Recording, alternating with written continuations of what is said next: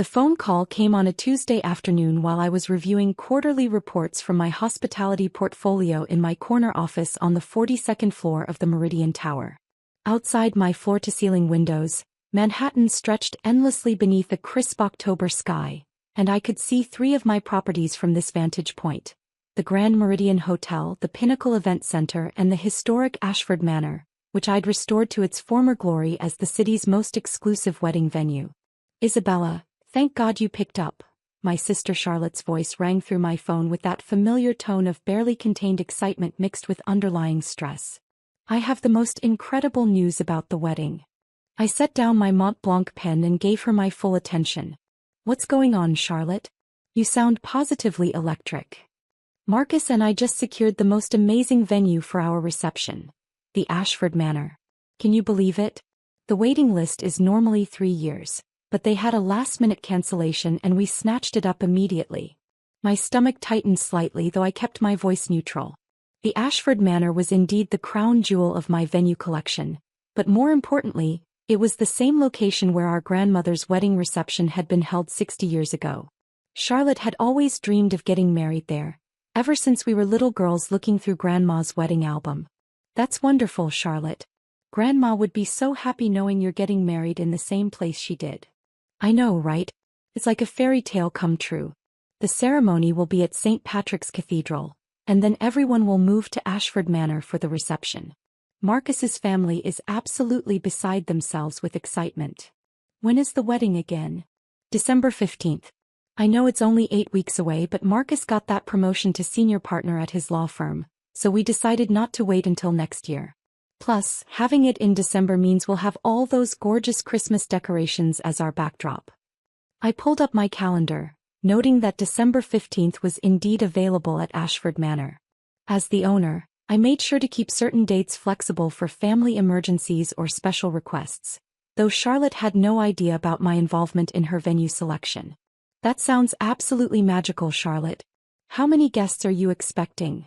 250, maybe 300 if Marcus's extended family all shows up. It's going to be the event of the season, Isabella.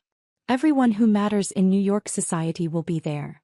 I could hear the pride and anticipation in her voice, but there was something else too, a subtle undertone that I'd learned to recognize over the years. "And the guest list? Have you finalized who's invited?" There was a brief pause before Charlotte continued, and I immediately knew what was coming. "Well, that's actually something I wanted to discuss with you. Marcus and I have been talking and we've decided to keep the wedding relatively intimate. You know, just immediate family and our closest friends." "I understand. What does that mean exactly?" Another pause, longer this time. "Isabella, I hope you won't take this personally, but we've decided not to invite you to the ceremony or reception." The words hit me like a physical blow, even though I'd sensed they were coming. "Not invite me? Charlotte, I'm your sister. I know and I love you, but let's be realistic here. This is going to be a very upscale event. Marcus's colleagues, my friends from the charity board, Mom and Dad's business associates. These are people with serious money and social standing. And you work at that little bookstore in Brooklyn, Isabella. You drive a Honda Civic that's probably older than some of Marcus's interns. You live in a studio apartment and shop at thrift stores. I just don't think you'd be comfortable around our crowd." I felt my jaw clench, but I kept my voice steady. "So you're not inviting me because I'm not wealthy enough?" "It's not about wealth exactly," Charlotte said quickly, though her tone suggested it was precisely about wealth. "It's about fitting in. The reception alone costs $40,000. That's more than you make in an entire year. I just don't want you to feel out of place or embarrassed. Charlotte, you're my only sister. We grew up in the same house, went to the same schools. That was a long time ago, Isabella. We're different people now with different lifestyles. Marcus and I are building something important together. This wedding is about our future and we need to surround ourselves with people who understand our world." I stood up and walked to my window, looking down at the bustling streets 42 floors below. "What does Mom think about this decision?" "Mom understands completely. She agrees that you'd probably be more comfortable not attending. Dad's a little sentimental about it, but he'll come around." "And what about Grandma's engagement ring? The one she left specifically for your wedding?" "Oh, that's different. You're still family, Isabella. You'll give me the ring, of course." That's about honoring Grandma's memory, not about the social aspects of the wedding. The casual entitlement in her voice was staggering.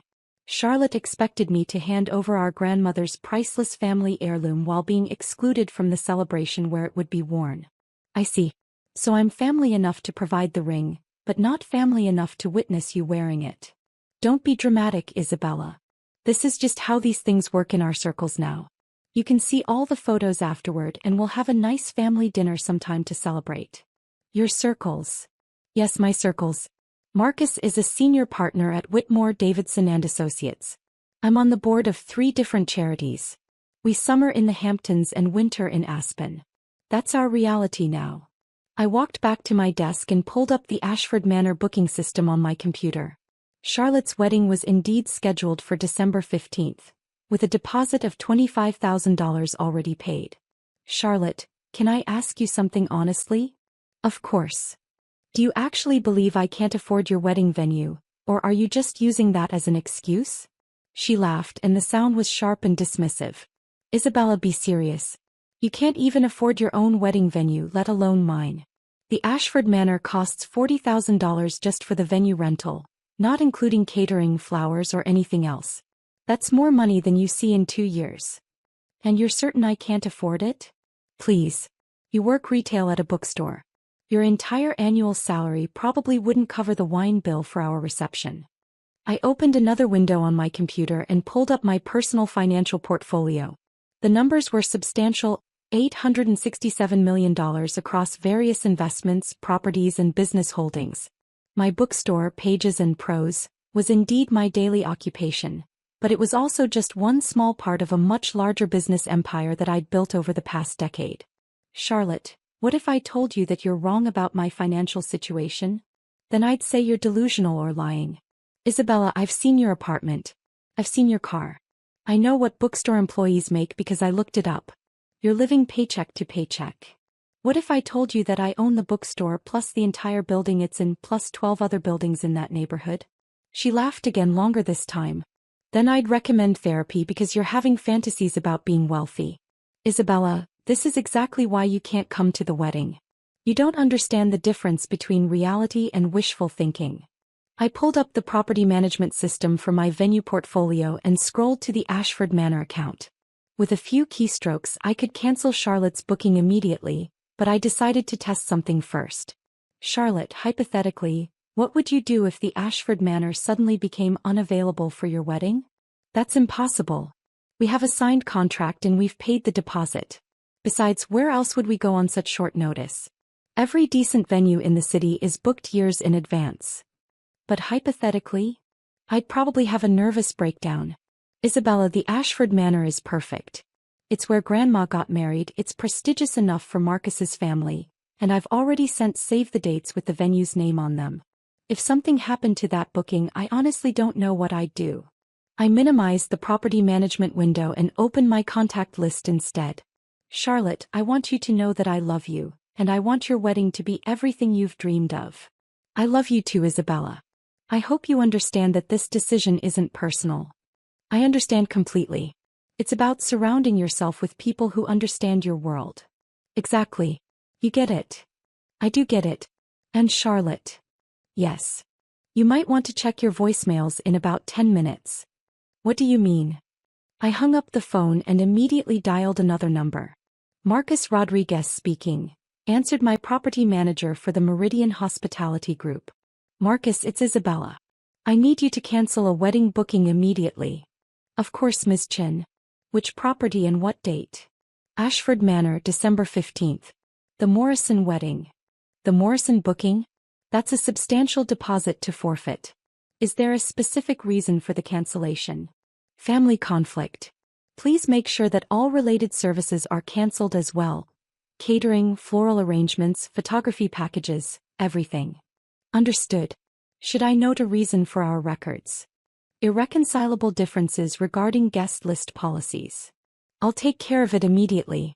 Should I also flag the Morrison name to prevent future bookings? I paused, considering. For now, yes. We'll reassess later depending on how they handle this news. Very good, Ms. Chin. The cancellation will be processed within the hour, and they'll receive notification by phone and email. I hung up and returned to my quarterly reports, though I found it difficult to concentrate. My phone remained silent for exactly 11 minutes before it started ringing. Isabella. Charlotte's voice was hysterical. Something terrible has happened. What's wrong? The Ashford Manor just called and cancelled our wedding. They said there was a scheduling conflict and they have to refund our deposit. Isabella, what am I going to do? The wedding is 8 weeks away. That's awful, Charlotte. Did they give you any other details? They said something about new management policies and guest list requirements, but they wouldn't explain what that meant. Isabella, I'm panicking. Every other decent venue in the city is booked solid. I opened my venue portfolio again and scrolled through the available properties. I own 17 different event spaces throughout New York, ranging from intimate garden settings to grand ballrooms. Have you considered looking outside Manhattan? Sometimes the outer boroughs have hidden gems. Marcus will never agree to Brooklyn or Queens. His family would be mortified. Isabella, we need somewhere prestigious, somewhere that makes a statement. What about the Grand Meridian Hotel? I heard they have a beautiful ballroom. The Grand Meridian? Isabella, that's even more exclusive than Ashford Manor. Their waiting list is legendary, and they charge $60,000 just for the venue rental. But it might be worth checking. Sometimes they have last-minute availability. I suppose I could call, but I'm not optimistic. Isabella, I'm starting to think this is some kind of sign. Maybe we should postpone the wedding until next year. Don't give up yet, Charlotte. Let me make some phone calls and see what I can find out. Isabella, no offense, but what connections could you possibly have in the high-end wedding venue business? You'd be surprised. I meet a lot of people through the bookstore. Authors, publishers, event planners. Let me reach out to my network. I guess it couldn't hurt, but please don't embarrass me by calling places we obviously can't afford. After Charlotte hung up, I sat in my office for several minutes, processing the conversation. My sister had just asked for my help while simultaneously insulting my ability to provide it. She'd excluded me from her wedding because of assumptions about my social status, then immediately turned to me for assistance when her plans fell apart. I pulled up Charlotte's contact information in my system and scrolled through her booking history. Interestingly, she tried to book 3 of my other venues over the past year. The Pinnacle Event Center for her engagement party, the Riverside Garden for a charity luncheon, and the Metropolitan Club for Marcus's birthday celebration. Each time she'd been told the venues were unavailable, not because they were actually booked, but because I'd specifically flagged her requests for my personal review. My phone buzzed with a text message from Charlotte, called Grand Meridian. They're fully booked through 2026. Also tried Plaza Hotel, St. Regis and Four Seasons. Nothing available. I'm starting to panic.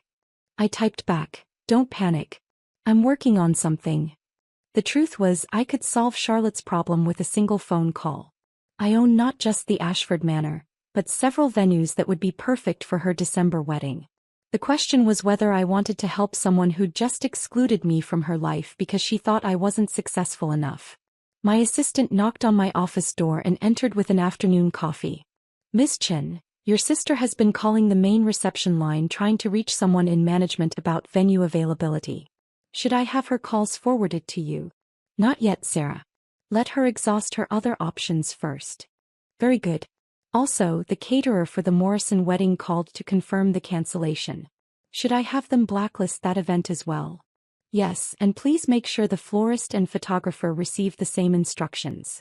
Sarah nodded and left me alone with my thoughts. Through my window, I could see the early afternoon sun reflecting off the windows of buildings I owned throughout the city. My empire had grown far beyond what anyone in my family suspected, built carefully and quietly while they dismissed me as an underachieving bookstore employee. My phone rang again. Isabella, I need you to be completely honest with me, Charlotte said without preamble. When you said you might have connections in the venue business, what exactly did you mean? Why do you ask? Because I just called 8 different venues and every single one of them said they were fully booked. But then I mentioned your name to the manager at the Riverside Garden, and he said he'd need to check with his senior management about potential availability. That's interesting. Isabella, do you know someone in the wedding venue industry? Someone with real influence? I leaned back in my chair and smiled. Charlotte, What would you say if I told you that I could get you a venue for December 15th? I'd say you're my hero and I'll owe you forever. Even if it meant admitting you were wrong about my financial situation?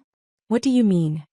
I mean, what if the reason I can help you isn't because I have connections but because I have resources? There was a long pause. Isabella, what exactly are you saying? I'm saying that maybe you shouldn't have made assumptions about my ability to afford your wedding. That's impossible. Isabella, I know what you make, I know where you live. You know what I want you to know, Charlotte? You've never actually asked about my financial situation. You just assumed based on appearances. Okay, fine. Let's say hypothetically that you have more money than I thought. How much more are we talking about? I pulled up my net worth calculation on my computer screen. Enough to buy every wedding venue in Manhattan if I wanted to. Charlotte laughed, but it sounded forced. Isabella, now you're just being ridiculous. Am I? Charlotte, what would you say if I told you that I own the Ashford Manor?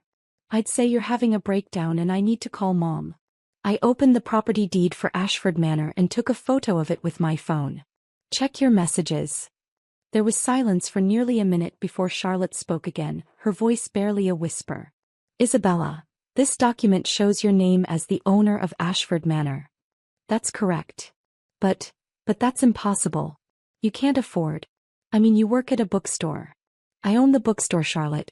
I also own the building it's in, plus 16 other commercial properties in Brooklyn, plus 17 event venues throughout New York, plus a hospitality management company that employs over 400 people. That's not possible. It's not only possible, it's documented with the city. I can send you the complete portfolio if you'd like to see it. Isabella, if this is true, if you actually own all these properties, then why do you live in that tiny apartment and drive that old car? Because I don't need expensive things to feel valuable. I built my business empire quietly without fanfare or status symbols, because the work itself was rewarding. But why didn't you tell us? Why let us think you were struggling? I stood up and walked to my window again, looking down at the city I'd invested in so heavily. Because I wanted to see who my family really was when they thought I had nothing to offer. I wanted to understand whether your love was conditional on my success. And what did you learn? I learned that you're willing to exclude me from the most important day of your life because you're embarrassed by what you think is my lack of success. The phone was quiet for a long time before Charlotte spoke again. Isabella, I'm so sorry. I had no idea. You had no idea because you never asked. You made assumptions and acted on them without ever trying to understand the truth. Can you forgive me? I can forgive you, Charlotte. But I can't forget that when you thought I was unsuccessful, you didn't want me at your wedding. What can I do to make this right? I sat back down at my desk and pulled up my venue booking system. That depends on what you want to happen next. I want my sister at my wedding. I want to make this right. And Marcus? What does he think about having your unsuccessful sister at his prestigious wedding? Marcus doesn't know about this conversation yet, but if you're telling the truth about your business success, then obviously we were wrong about everything. I scrolled through my available venues and found several options that would be perfect for Charlotte's December wedding. Charlotte, I can offer you 3 different venues for December 15th. Each one is more exclusive and expensive than Ashford Manor. You can... Oh my God, Isabella, that would be amazing. But there are conditions. Anything. Name your price. First, I want a full apology from both you and Marcus for excluding me based on false assumptions about my financial status. Done.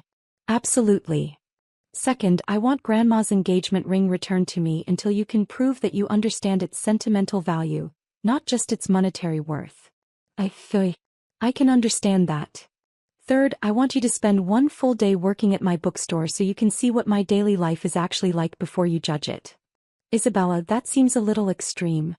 Those are my conditions, Charlotte. Take them or leave them. There was another long pause. I accept your conditions.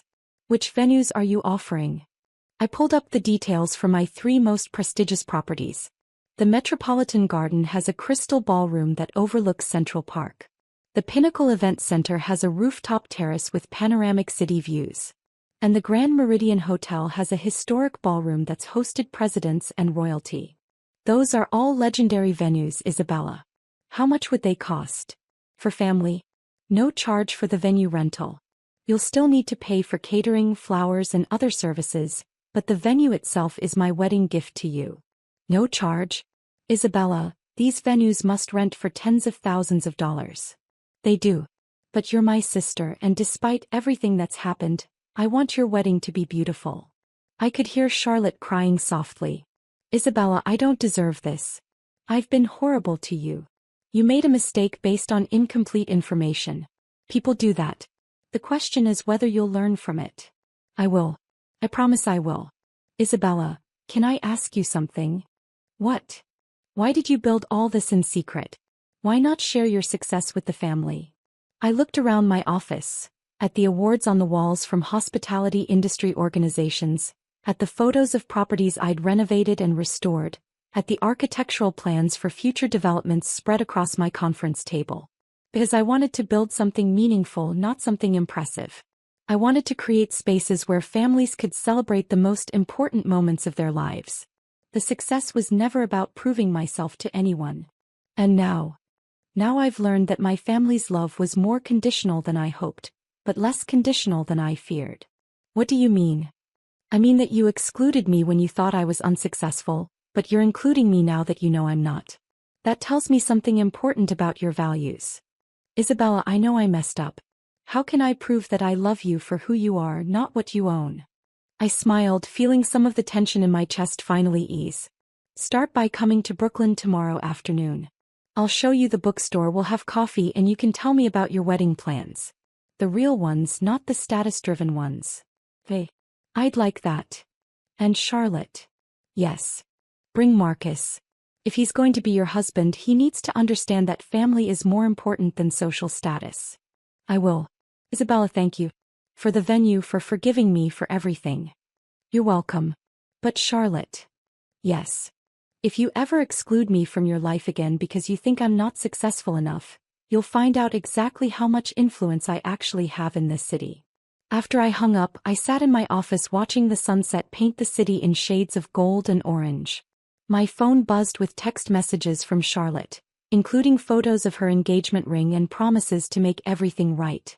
Tomorrow she'd come to my bookstore and see that success doesn't always look like what people expect. She'd learn that I'd built an empire not by chasing status symbols, but by creating spaces where families could come together and celebrate love. And on December 15th she'd get married in one of my venues, surrounded by family who finally understood that worth isn't measured by appearance, but by the love and respect we show each other. The sister who'd excluded me from her wedding because she thought I couldn't afford it would be walking down the aisle in a venue I owned, wearing a ring I'd temporarily returned to her, celebrating a love that had taught both of us something important about the difference between wealth and worth. And for the first time in months, I was genuinely excited to be her maid of honor.